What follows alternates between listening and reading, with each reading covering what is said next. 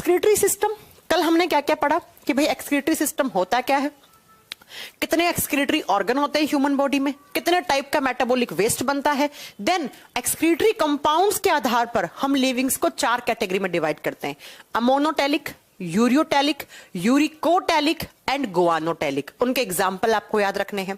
अब आज आपको कैसे पता लगेगा, तो अब आज हम क्या पढ़ने वाले हैं, तो कल की क्लास में मैंने कहा था कि ह्यूमन बॉडी में अगर हम मेन एक्सक्रीटरी ऑर्गन मांगते हैं तो वो किसको मानते हैं, वो मानते हैं किडनी को, हमारे गुर्दों को।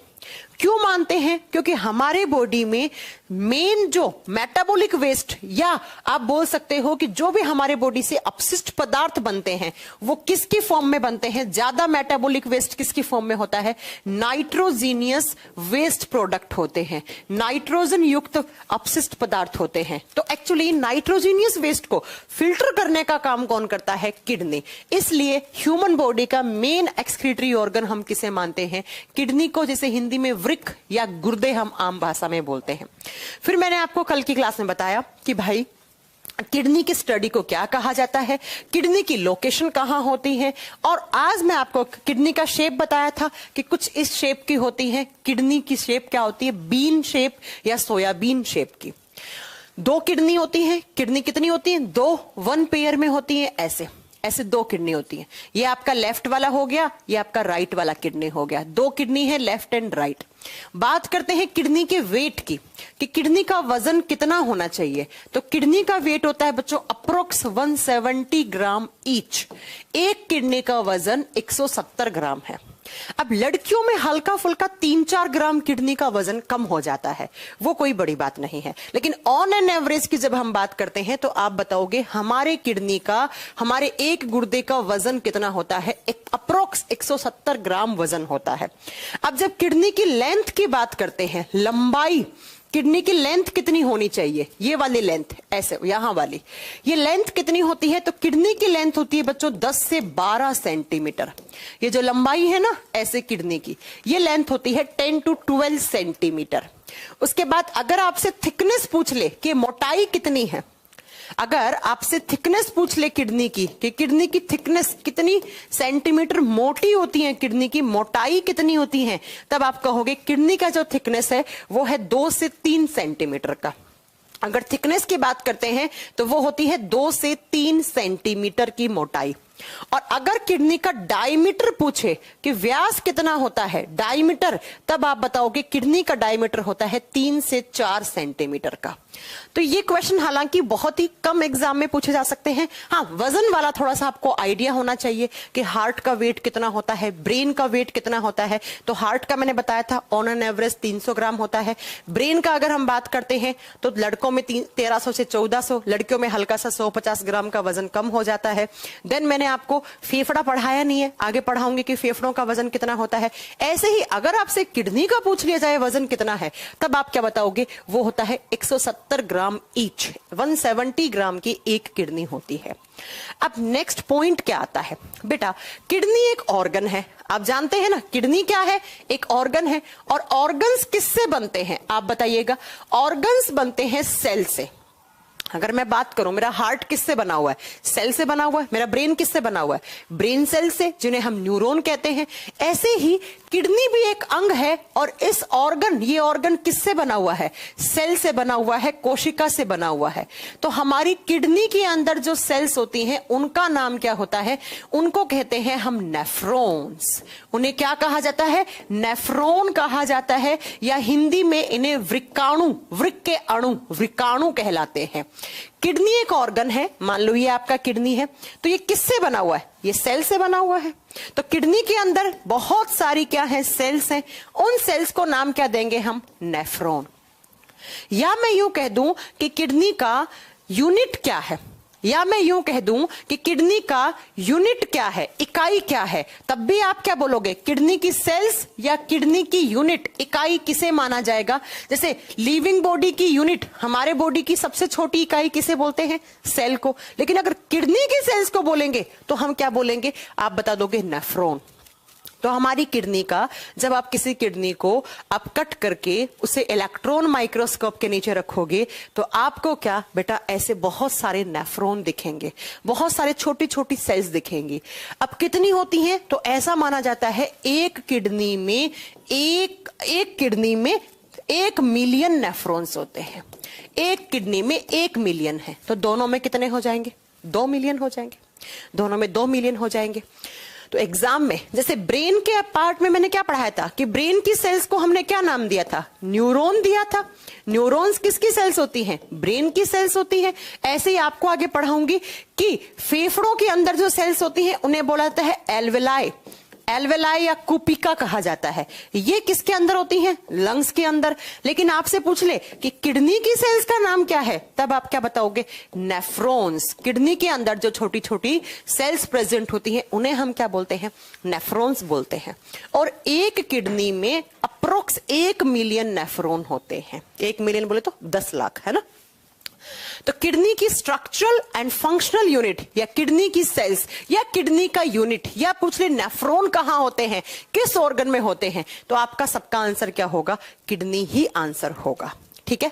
अब अगर हम बात करते हैं इन नेफ्रॉन की, बट आपने एक चीज सुनी है, मैं आपका एक बेसिक पॉइंट क्लियर करना चाहूंगी। यहां पर आपने एक पॉइंट सुना होगा, ऐसे मजाक के पॉइंट में भी बोलते हैं कि एक किडनी किसी को दे दो और आईफोन खरीद लो, है ना। किडनी बिकती है एक किडनी, अक्सर आपने सुना होगा। ऐसा क्यों कहा जाता है? कभी आपने ये सुना है कि अब आपके अंदर 2 फेफड़े होते हैं ना, हार्ट के अंदर 4 चैम्बर होते हैं, ब्रेन के अंदर 3 पार्ट है, तो कभी ये सुना है कि एक फेफड़ा किसी को दे दो?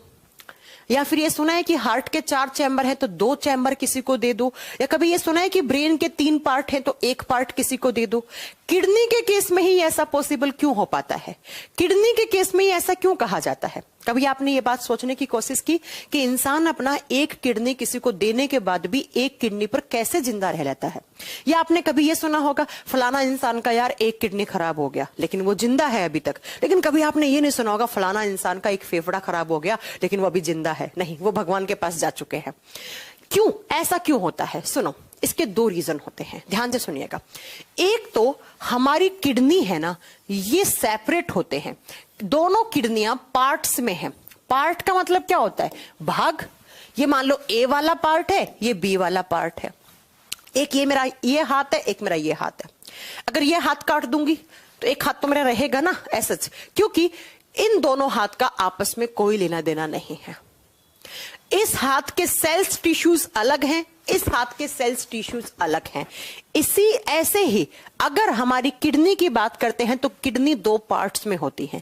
इधर वाली किडनी को इससे लेना देना नहीं है क्योंकि इसके सेल्स और टिश्यू अलग हैं, इसके सेल्स और टिश्यू अलग हैं। तो मान लो मैंने इस किडनी को यहां से हटा दिया तो इस किडनी पर कोई प्रभाव नहीं पड़ेगा।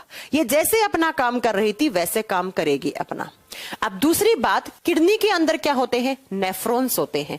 एक किडनी के अंदर अप्रोक्स 1 मिलियन नेफ्रॉन है। और बेटा 1 मिलियन नेफ्रॉन ऐसा माना जाता है अप्रोक्स 15 से 20 साल तक आपके ब्लड को फिल्टर कर सकते हैं। अभी बात करेंगे ब्लड के फिल्ट्रेशन की। 1 मिलियन नेफ्रॉन अप्रोक्स 15 से 20 साल आपके ब्लड को अच्छे से फिल्टर कर सकते हैं। यही रीजन होता है कि किडनी 2 पार्ट में है। तो अगर आपने किडनी का ये पार्ट निकाल दिया, ये हिस्सा निकाल दिया और किसी और बॉडी ऑर्गन में आपने किसी और के बॉडी में से ट्रांसप्लांट कर दिया तो सामने वाला जिंदा रह जाएगा। क्यों? क्योंकि एक तो किडनी पार्ट में है तो इससे कोई फर्क नहीं पड़ा। दूसरा, एक किडनी के अंदर 1 million nephron, sir 1 million nephron कम से कम ऐसा मानते हैं डॉक्टर कि 10-15 साल तो मान लो मिनिमम है, 10-15 साल मिनिमम बहुत हेल्दी तरीके से उस इंसान के ब्लड को फिल्टर कर सकते हैं। बात क्लियर है? अब आप कहोगे मैम लंग्स भी तो 2 होते हैं तो फेफड़े क्यों नहीं दे सकते? बेटा फेफड़े लोब में होते हैं। एक होता है पार्ट, एक होता है टर्म लोब। लोब सुना है कभी आपने? इंटीरियर लोब, एक्सटीरियर लोब, है ना। लोब का मतलब है पार्ट तो अलग अलग हैं, 1 पार्ट 2 पार्ट, लेकिन ये इंटरनली आपस में कनेक्टेड हैं। इनके सेल्स और टिश्यूज जो है ना वो आपस में कनेक्टेड हैं। तो अगर आपने इस हिस्से को काटा ना, मान लो इस पार्ट के इस हिस्से को काटा तो ऑटोमेटिकली ये हिस्सा भी काम करना बंद कर देगा। इसलिए हम ना ही तो ब्रेन के किसी 3 हिस्से में से एक हिस्सा किसी को डोनेट कर सकते हैं, ना ही फेफड़ों के 2 फेफड़ों में से आप एक फेफड़ा किसी को दे सकते हो। तो ये रीजन होता है एक किडनी को डोनेट करने का और एक किडनी पर जिंदा रहने का, बिकॉज किडनी पार्ट्स में है और एक किडनी में अप्रोक्स 1 मिलियन नेफ्रॉन है, तो 1 मिलियन नेफ्रॉन से इंसान 10-15 साल तक तो सरवाइव कर सकता है। ठीक है, तो किडनी, अगर मैं किडनी का इमेज दिखाऊं तो ये रही आपकी किडनीज। तो इस किडनी के अंदर क्या है आप बताओगे? बहुत सारे नेफ्रॉन है। ये किडनी कुछ नहीं है, सेल्स का बना हुआ एक ऑर्गन है और इसके अंदर जो सेल्स है उनका नाम क्या देंगे हम? नेफ्रॉन्स। उसे क्या बोलेंगे हम? नेफ्रॉन्स बोलेंगे। ठीक है, अब हम अगर बात करते हैं नेक्स्ट पॉइंट की, किडनी का फंक्शन क्या होता है। अगर मैं आप लोगों से पूछूं, मैंने बता दिया किडनी कहां होता है, वेट क्या होता है, कैसा दिखेगा, 2 किडनी होती है, इनके अंदर सेल्स होती हैं, लेकिन अगर मैं आऊं कि किडनी क्या काम करते हैं, गुर्दों का क्या काम होता है, आप में से कोई बच्चा मुझे बता सकता है कि what is the exact function of kidney? Kidney का काम क्या होता है, मुझे ये बताइए। हाँ जी, किडनी का काम क्या होता है ये बताइए। नहीं बेटा, केमिस्ट्री का क्लास नहीं हुआ था, मैंने कहा ना आज सुबह से मैं थोड़ा बिजी थी हॉस्पिटल वगैरह में, कल से केमिस्ट्री की क्लास वापस आपके कंटिन्यू होंगी। चलो, अगर मैं बात करती हूं किडनी की कि किडनी का काम क्या होता है, तो सुनो ध्यान से। किडनी का काम होता है ब्लड फिल्ट्रेशन का। किडनी का काम होता है ब्लड फिल्ट्रेशन का। ये ध्यान से सुनना, बहुत सारे बच्चे इस पॉइंट में बहुत कंफ्यूज रहते हैं कि प्यूरिफिकेशन एंड फिल्ट्रेशन 2 टर्म होते हैं, इनमें अक्सर बच्चा कंफ्यूज रहता है। ठीक है, हाँ मैं बताऊंगी 24 घंटे में किडनी कितना ब्लड को फिल्टर करता है, ये सब बताऊंगी, तुम लोग चिंता नहीं करो। ठीक है शिव जी, हम सब बताएंगे, थोड़ा रुक जाइए आप।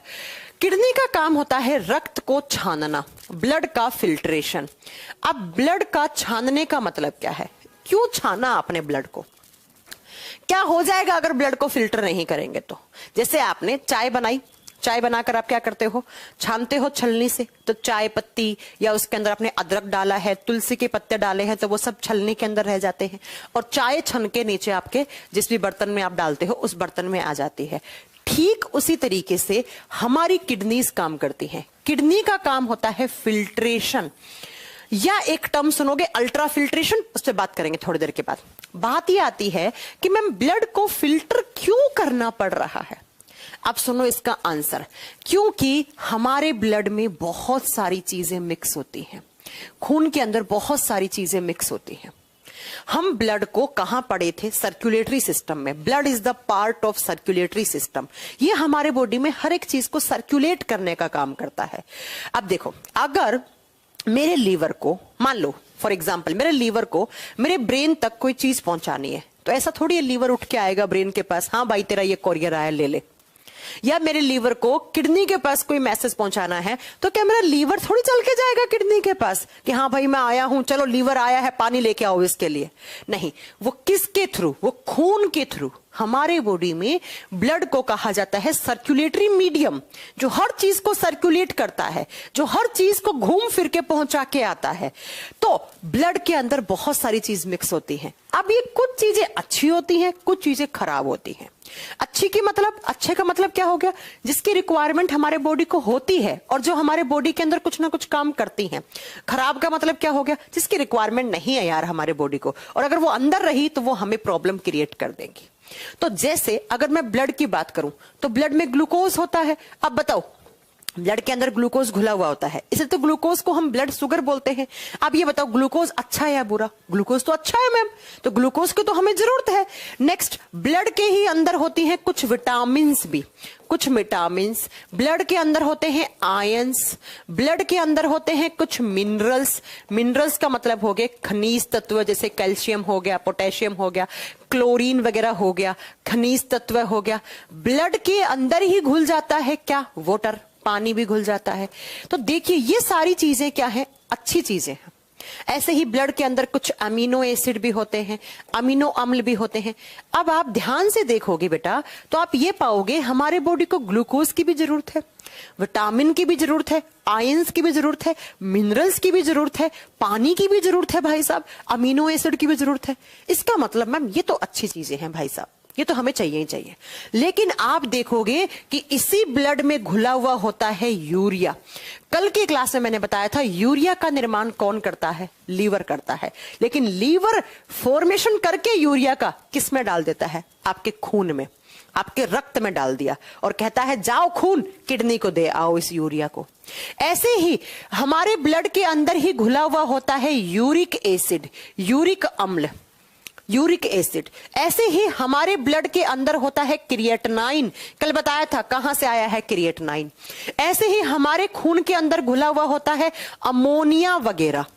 अब कल की क्लास में मैंने बताया था कि ये तो टॉक्सिक है, ये सब क्या है? ये सब तो हानिकारक हैं। ये सब क्या है? टॉक्सिक है बेचा। अगर ये अंदर रहे ना तो ऑर्गन्स को डैमेज कर देंगे, खराब कर देंगे। लेकिन ये तो मैम अच्छी चीजें हैं। इसका मतलब मैम हमारे खून के अंदर सब कुछ चीजें मिक्स हैं। कुछ अच्छे कंपोनेंट्स भी हैं, कुछ खराब भी हैं। इनकी हमें जरूरत है, इनकी हमें जरूरत नहीं है। तो खून बेचारा सबको लेकर घूमता है। अब ये सारी चीजें खून के द्वारा, खून इज ए मीडियम, खून जाता है किसके पास? इन सबको लेकर हमारे किडनी के पास जाता है।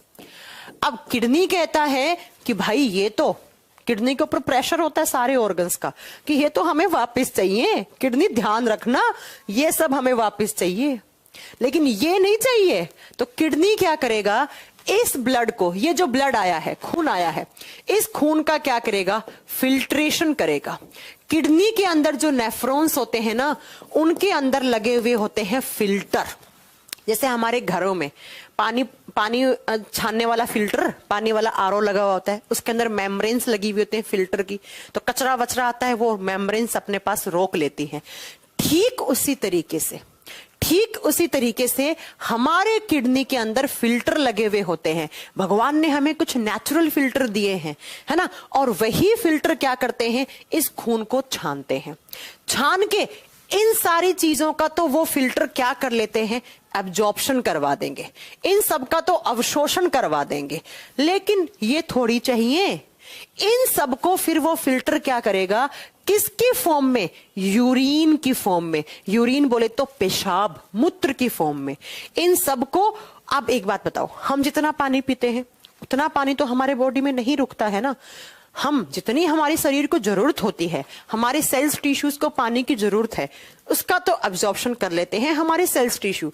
जो ज्यादा मात्रा का पानी है इसमें से कुछ पसीने की फॉर्म में निकल गया और बाकी का किसकी फॉर्म में? यूरिन, पेशाब की फॉर्म में बाहर निकल जाता है। तो किडनी क्या करता है? इन सबको छानता है और इन सबके साथ में कुछ पानी का मतलब है जिस पानी का अब्जॉर्प्शन नहीं हो पाया, और इन सबको, ये सब मिला पानी के साथ तो क्या बन गया? यूरिन बन गया, पेशाब बन गया। और यूरिन की फॉर्म में फिर इस यूरिन को आउट करवा देता है कौन? किडनी।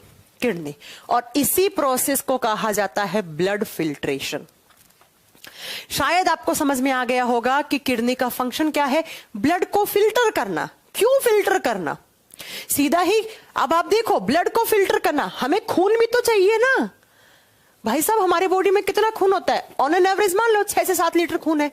तो खून थोड़ी हम पेशाब की फॉर्म में बाहर निकाल देंगे, खून भी चाहिए हमें, क्योंकि खून तो ऑक्सीजन को ट्रांसपोर्ट करता है। खून ग्लूकोज को, आयंस को, विटामिन को, इन सबको लेके घूमता है। तो खून भी तो चाहिए आपको। तो होता क्या है, ये खून सिर्फ एक मीडियम की तरह लेकर आता है इन सारी चीजों को। देन खून हो गया और ये सारी चीजें तो वापस पहुंच जाती हैं और खून लाके इन फिल्टर को देता है। कहता है देखो भाई साहब, मैं आया हूं, सबसे पहले तो मेरे से इन सारी चीजों को अलग करो, अलग करके इनका अलग अब्जॉर्प्शन करवाओ, इनको बाहर करो और मेरे को फ्री करो, मैं वापस चला जाता हूं। फिर मैं वापस लेकर आता हूं और सारी चीजें ऐसे। तो खून क्या करेगा? खून खुद भी और ये सारी चीजें किडनी एब्जॉर्प्शन करवा लेता है इन सारी चीजों का। फिर जहां जहां जरूरत है उनको वापस पहुंचा के आ जाता है और खून अपना भाई वापस रास्ते पे चला जाता है। और ये सारी चीजें किसकी फॉर्म में? यूरिन की फॉर्म में, पेशाब की फॉर्म में बन जाती है। और देन ये पेशाब आपके बॉडी से आउट हो जाता है, ये आपके बॉडी से आउट हो जाता है।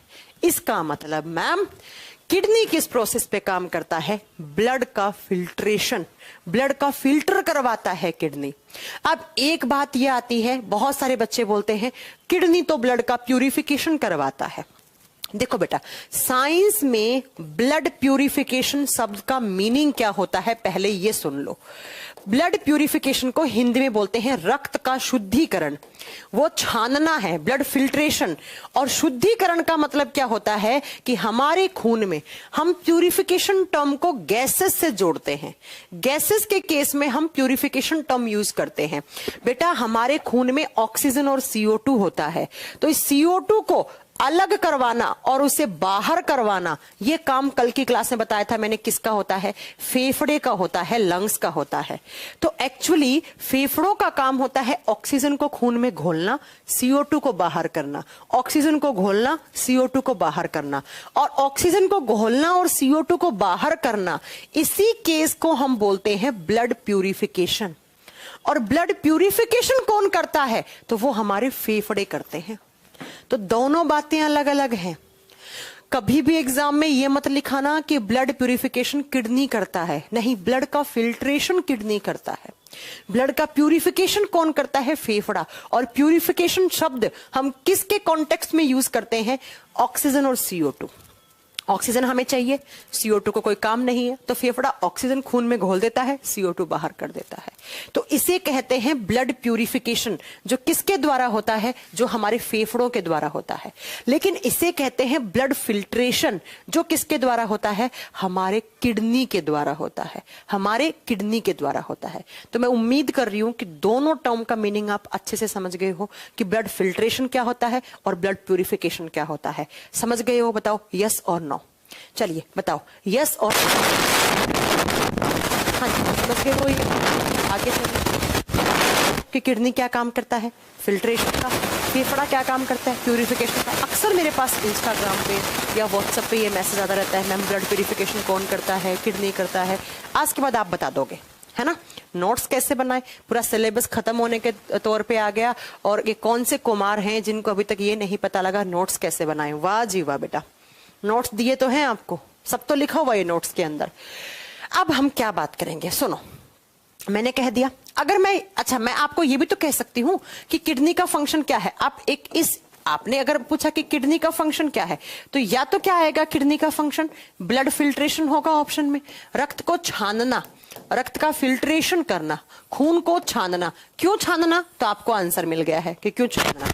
या फिर मैं ये कह दूं कि खून को छानकर किसका निर्माण करना? यूरिन का फॉर्मेशन करना, यूरिन का निर्माण करना। पेशाब का, मूत्र का निर्माण कौन करता है? किडनी करता है, किडनी करता है। फिर इसी यूरिन को आउट करवाया जाता है ह्यूमन बॉडी से, हमारे शरीर से। फिर इसी यूरिन को बाहर कर दिया जाता है। कैसे करते हैं? एक छोटा सा डायग्राम बना के बताती हूं, बहुत अच्छे से आपको समझ में आएगा।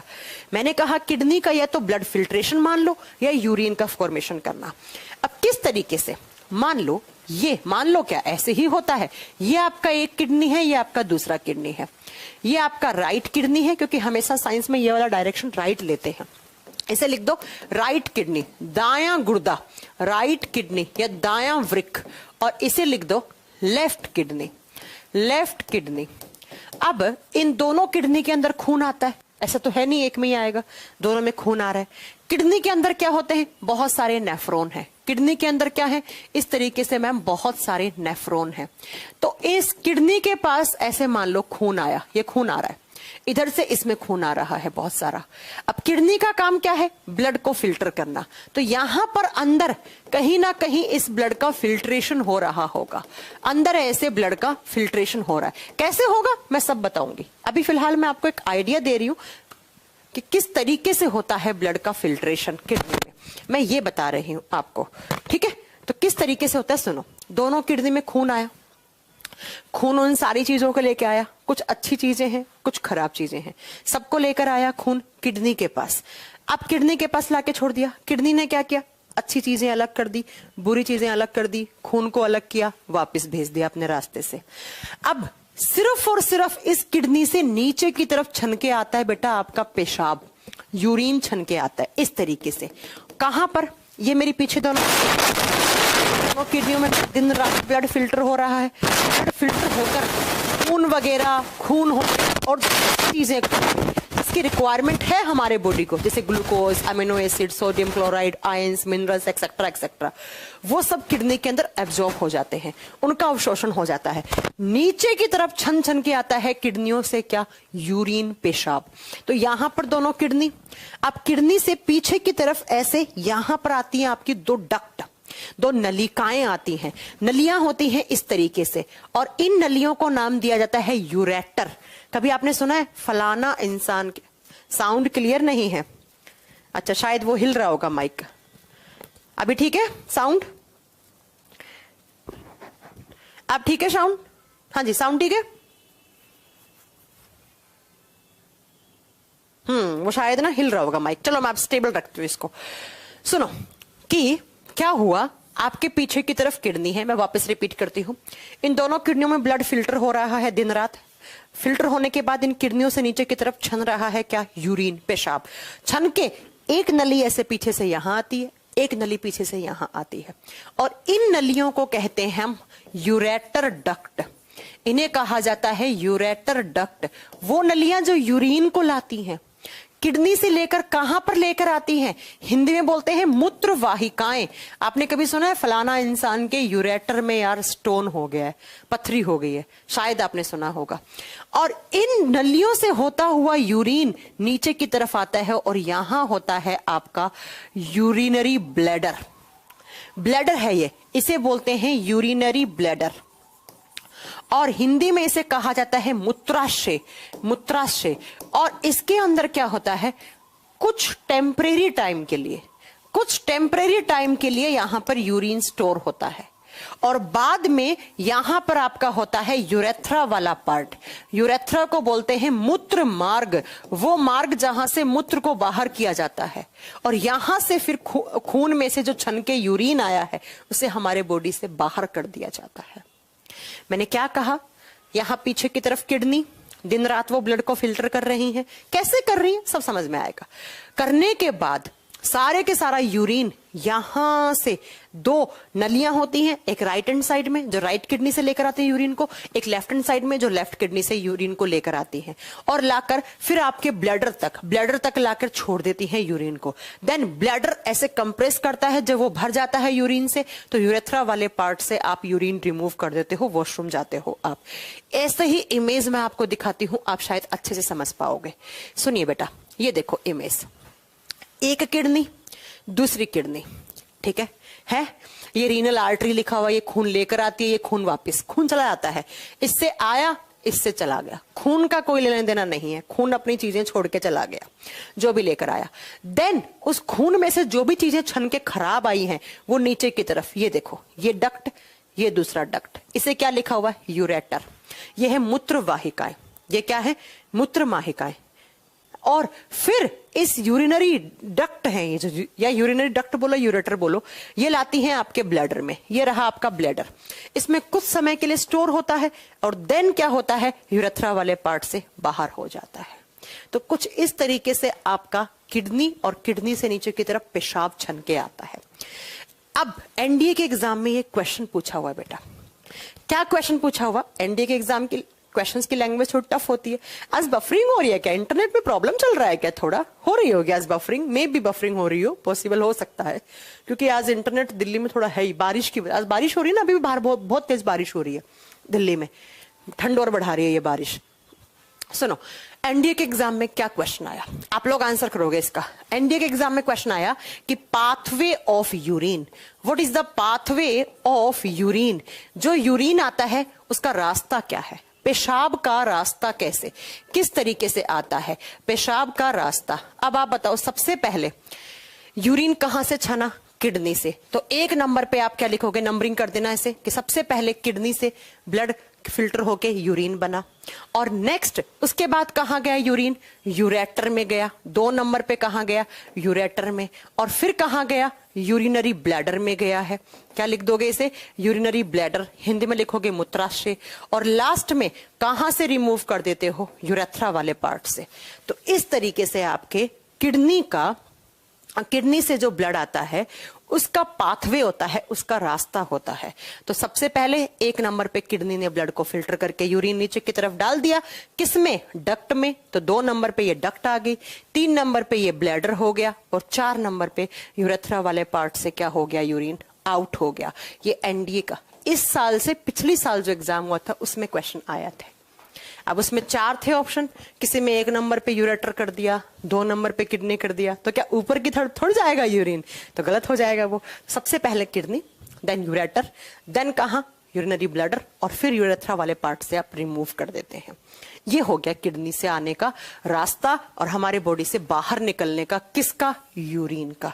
शायद आपको समझ में आ गया होगा कि किडनी का फंक्शन क्या है? ब्लड का फिल्टर करना। क्यों करना पड़ा? क्योंकि खून के अंदर बहुत सारी टॉक्सिक चीजें होती हैं जिन्हें आपको बाहर करना होता है। किसके थ्रू बाहर होंगी? यूरिन के थ्रू। ठीक है, और फिर ये यूरिन कैसे जाएगा? तो इस तरीके से जाएगा। ठीक है, अब चलते हैं नेक्स्ट।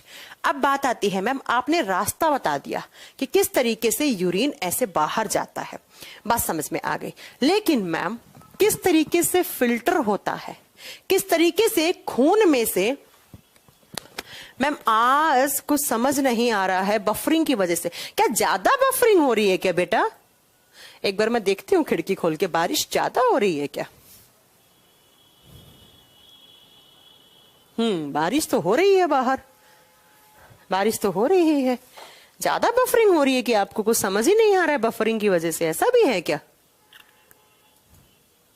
मैम बिहार एसआई में 12th लेवल का साइंस बोला है, तो मैं 12th लेवल का ही करवा रही हूं, क्यों इतना तुम टेंशन ले रहे हो? हाँ, ज्यादा तो कोई बफरिंग नहीं है।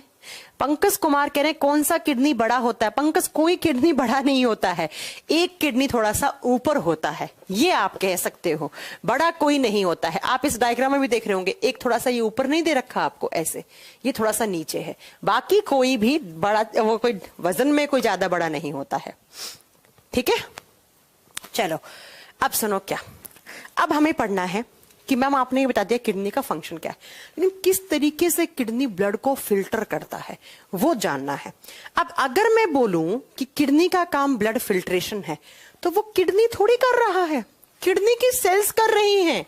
अगर मैं ये कहूं, हाँ आपकी तरफ से नेट प्रॉब्लम हो सकती है, लेकिन यहां नहीं है बेटा कोई भी। हाँ, बारिश तो हो रही है बाहर, लेकिन इंटरनेट बहुत बढ़िया स्पीड में आ रहा है, तीनों के तीनों सिग्नल जल रहे हैं इंटरनेट वाले अडेप्टर में।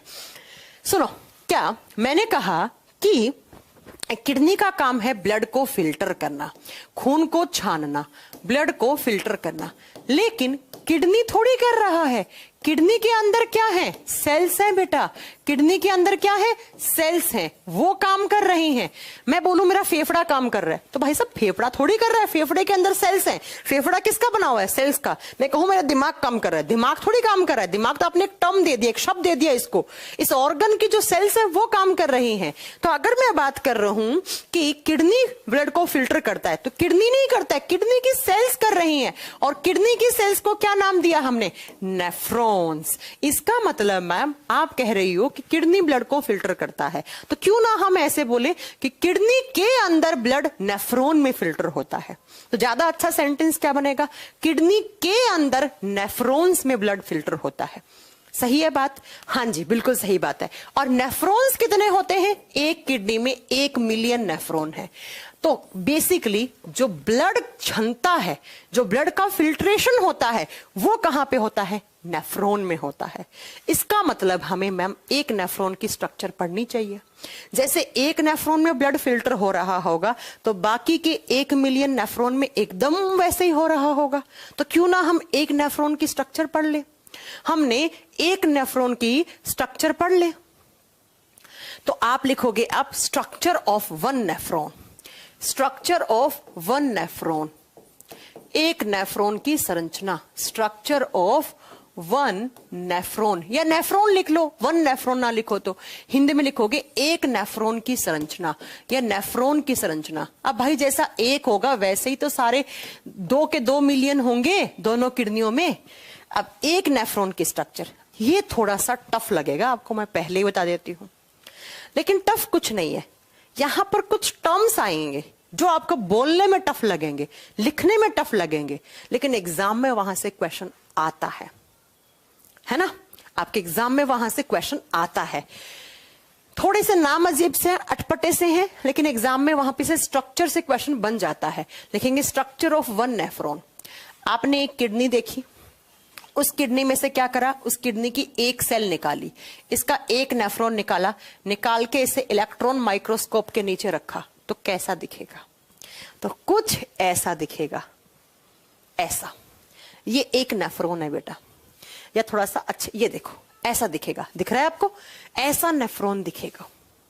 अब यहां पर कुछ नाम्स हैं, ये नाम ही मेन है।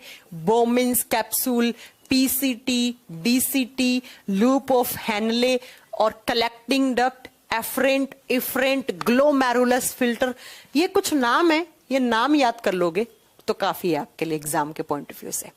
ठीक है, चलो सुनो। मैम मैं आपसे पढ़कर बिहार भागलपुर में क्लास 10th के बच्चों को पढ़ाता हूँ। अरे वाह पंकज, बहुत बढ़िया यार पंकज, बड़ा अच्छा कर रहे हो आप तो लाइफ में। अच्छा लग रहा है, अच्छा लग रहा है आपका सुन के। Thank you Pankaj, thank you. अच्छे से पढ़ाइए, बेस्ट ऑफ लक। कहीं कोई प्रॉब्लम हो तो मेरे से बात कीजिएगा, है ना। चलो सुनो, स्ट्रक्चर ऑफ वन नेफ्रॉन। एक नेफ्रॉन की स्ट्रक्चर कैसी होती है? तो ऐसी होती है।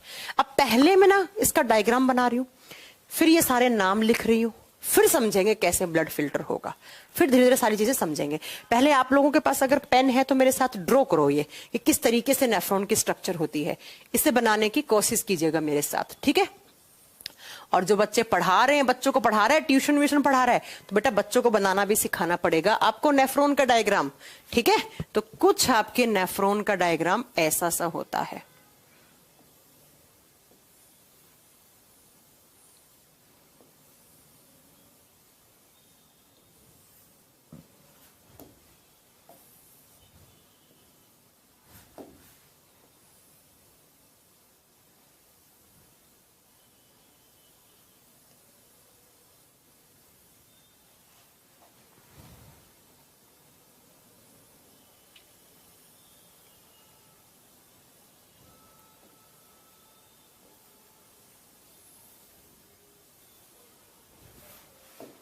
बस जैसा आपको समझ में आ जाए हल्का फुल्का वैसा ड्रॉ कर लेना, ज्यादा ऐसा कुछ खास नहीं है कि आपको पूरा एकदम ड्रॉ करना। अच्छा सा ड्राइंग है, ड्राइंग के कोई मार्क्स थोड़ी लेने हैं हमें। ये कुछ आपके एक नेफ्रॉन का डायग्राम है, आप देखोगे तो कुछ ऐसा सा ही आपको दिखेगा। ये देखो ऐसा सा, ऐसा एक नेफ्रॉन दिखता है आपका। कब? Electron microscopic image. इलेक्ट्रॉन से माइक्रोस्कोप के नीचे रखोगे ना इसे, तब ये ऐसा दिखेगा बेटा। अब इसमें कुछ नाम्स हैं, ये नाम आपको लेबल करने हैं जो एग्जाम में आते हैं। मैंने ये ध्यान से देखो, एक मैंने ऐसे कप जैसा स्ट्रक्चर बनाया है, ऐसा सी बन रहा है ना, ऐसा सी, ऐसे बनाते हैं हम सी जैसा। ये जो कप जैसा स्ट्रक्चर होता है, इसके अंदर लगे हुए होते हैं नेचुरल फिल्टर। जो आपको भगवान ने बहुत सारे फिल्टर दिए हैं ना, ये बहुत सारे फिल्टर बेटा इस तरीके से लगे हुए होते हैं। मानो कि एक कप के अंदर आपने मैगी डाल दी हो, मैगी कभी कप के अंदर डाली है, उस तरीके से दिखता है ये वाला पार्ट, ये वाला पार्ट। और ये जो मैं बना रही हूं ना, ये होते हैं फिल्टर, जिनसे फिल्टर होता है एक्चुअली आपका ब्लड। और इन फिल्टर का नाम क्या होता है? इन फिल्टर का नाम होता है ग्लोमेरुलस फिल्टर। सारे नाम याद करने हैं। ग्लोमेरुलस फिल्टर, हिंदी में क्या लिखोगे? ग्लोमेरुलस गुच्छा, ग्लोमेरुलस का गुच्छा, का गुच्छा लिख दो या गुच्छा का गुच्छा।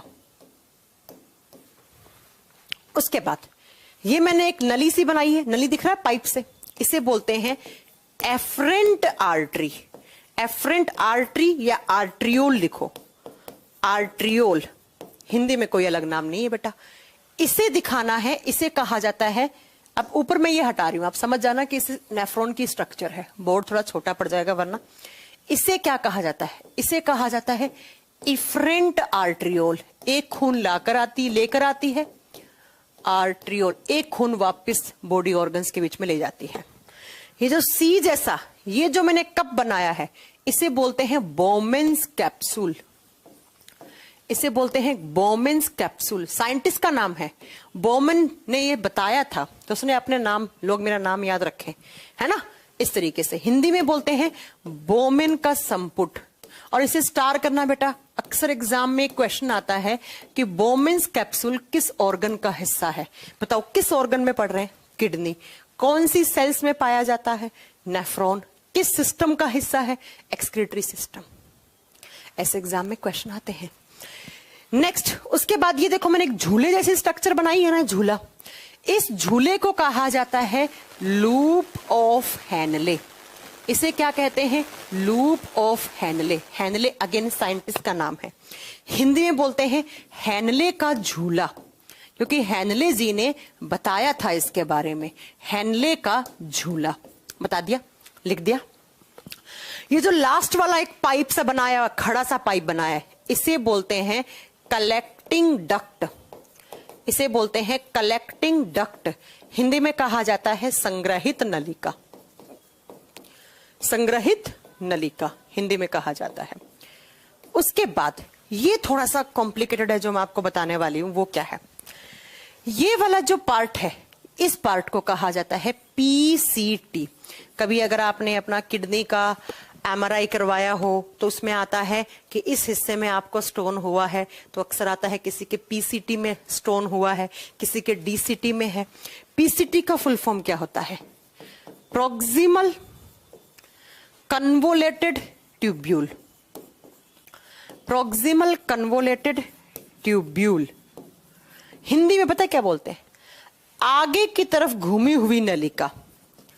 आगे की तरफ घूमी हुई नलिका। नली है ये, आगे की तरफ घूमी हुई है। और ये जो है इसको कहा जाता है, इस हिस्से को, डीसीटी। और डीसीटी का मतलब होता है डिस्टल कन्वोलेटेड ट्यूब्यूल। पीछे की तरफ घूमी हुई नलिका। पीछे की तरफ घूमी हुई नलिका, क्योंकि ये नेफ्रॉन का आगे वाला हिस्सा है तो ये आगे की तरफ घूम गई, तो इसका नाम प्रोक्सिमल कन्वोलेटेड ट्यूब्यूल बन गया। ये नेफ्रॉन का पीछे वाला हिस्सा है तो इसे पीछे की तरफ घूमी हुई नलिका या नली नाम दे दिया। ठीक है, अब दो टर्म और याद रखने हैं आपको। बनाना है आपको ये इमेज, ठीक है, ये आपको बनाना है आपको इमेज। ठीक है, अब ये जो इस हिस्सा है, देखो ये नली नीचे की तरफ उतर रही है, ये उतर रही है ना नीचे की तरफ, तो इसे कहा जाता है नीचे उतरती हुई नली, या हम इंग्लिश में बोलते हैं असेंडिंग लिम्ब। इसे क्या बोलेंगे इंग्लिश में? हम बोलेंगे, अच्छा घूमती हुई है ना तो वो डिसेंडिंग, उतरती हुई है ना तो उसको तो फिर असेंडिंग हो जाएगा ना इंग्लिश में। असेंडिंग डक्ट स्कूल में पढ़ते हैं ना, डिसेंडिंग ऑर्डर में लगाओ, असेंडिंग ऑर्डर में लगाओ। हिंदी में क्या बोलते हैं? अवरोही नलिका। और अवरोही का मतलब क्या होता है? नीचे की तरफ उतरती हुई, अवरोही नलिका। असेंडिंग लिम्ब, असेंडिंग लिम्ब लिख देना इसके आगे, LIMB, लिम्ब। हिंदी में बोलेंगे अवरोही नलिका।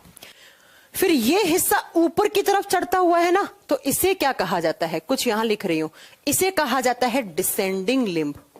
इसे क्या बोलेंगे हम? Descending limb. और हिंदी में क्या बोलेंगे? आरोही नलिका। हिंदी में क्या बोलेंगे हम? आरोही नलिका। क्या कर दिया मैंने? नहीं नहीं नहीं, गलत लिख दिया, उल्टा हो गया ना यहां, प्लीज इसे सही करो। ये होगा ascending limb, not descending, ascending, ascending limb. और हिंदी में बोलेंगे इसे उतरती हुई या आरोही नली, आरोही नलिका। हिंदी एक बार चेक कर लेना, इसे बोलेंगे डिसेंडिंग लिम्ब। ये गलत हो गया थोड़ा सा, इसे बोलेंगे डिसेंडिंग लिम्ब। अब देख लेना, इंग्लिश तो मैंने सही लिखा है, हिंदी में आरोही। हिंदी में आप ऐसे भी लिख सकते हो, इसे उतरती हुई नलिका, ये ऊपर की तरफ चढ़ रही है तो चढ़ती हुई नलिका है। ठीक है, मैंने हिंदी भी उल्टा लिख दिया है क्या? असेंडिंग को आरोही बोलते हैं, सही है ना? असेंडिंग को आरोही, सही तो लिखा है। अब मैंने सही लिखा है। अब ये इतने सारे नाम हैं, थोड़े कंफ्यूजन सा हो रहा होगा, इतने नाम आपको याद करने पड़ेंगे। किस तरीके से, मैं एक बार फिर से बताती हूँ।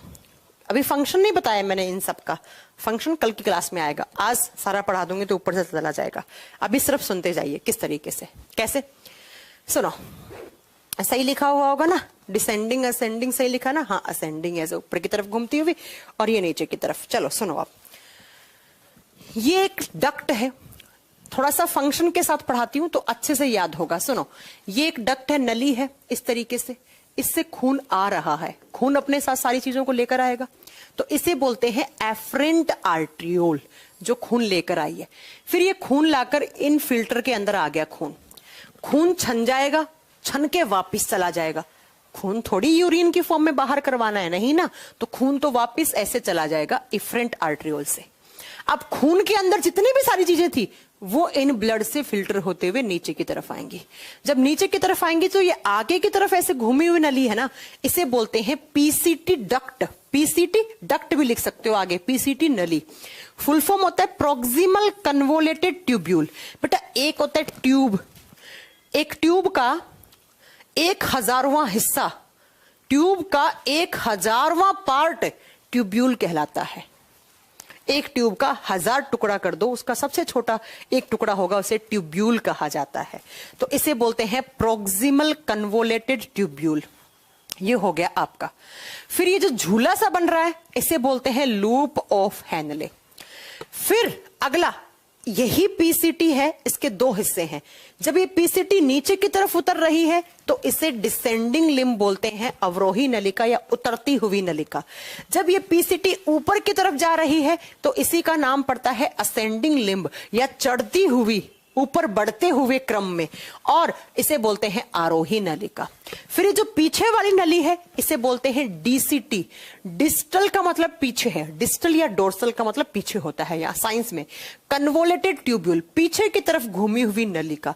और लास्ट में जाकर यूरिन जहां स्टोर होता है, कलेक्ट करना, एकत्रित करना, किसी चीज को इकट्ठा करना, यूरिन को जो इकट्ठा हो जाता है यहां पर आकर, उसे कलेक्टिंग डक्ट या उसे संग्रहित नलिका कहा जाता है। ये सारे नाम आपको याद रखने हैं। हम बताएंगे ग्लोमेरुलस फिल्टर किसका बना हुआ है पंकज बेटा। इसके अंदर होती हैं बहुत सारी कैपिलरीज। एक बार मैंने बताया था जब आपको ब्लड में करवाया था कि 3 टाइप की नलियां होती हैं, आर्टरी, वेन्स एंड कैपिलरीज। ये कैपिलरीज का बना हुआ होता है, बताएंगे। अभी बताओ, इतने नाम में किसी को कंफ्यूजन है? सेम नाम यहां लिखे हुए, इस डायग्राम को आप अच्छे से, एनसीईआरटी का डायग्राम है, देख लो, दिखा हुआ है। एफरेंट आर्टरी इस तरीके से खुल रही है, इफरेंट आर्टरी इस तरीके से खून लेके जा रही है। इस फिल्टर को दिखा रखा है ग्लोमेरुलस फिल्टर, इसके अंदर लिखा हुआ कैपिलरीज नेटवर्क, क्योंकि कैपिलरीज का बना हुआ है। थोड़ा जूम करती हूं बेटा, अच्छे से दिखाती हूं, ठीक है? इतना जूम नहीं, इतना, ठीक है? ये एफरेंट आर्टरी बता दिया मैंने, खून लेके आती है, ये ले जा रही है। फिर ये जो फिल्टर लगे हुए हैं ऐसे, इनको ग्लोमेरुलस फिल्टर बोलते हैं। ये जो कप जैसा स्ट्रक्चर है इसे बोमेंस कैप्सूल बोलते हैं। फिर ये वाली नली है इसे प्रोक्सिमल कन्वोलेटेड ट्यूब्यूल दिखा रखा है, पीसीटी, आगे की तरफ घूमी हुई नलिका। इसे क्या दिखा रखा है? लूप ऑफ हैनले, ये हैनले का लूप है ना? इसको क्या दिखा रखा है? DCT, distal convoluted tubule.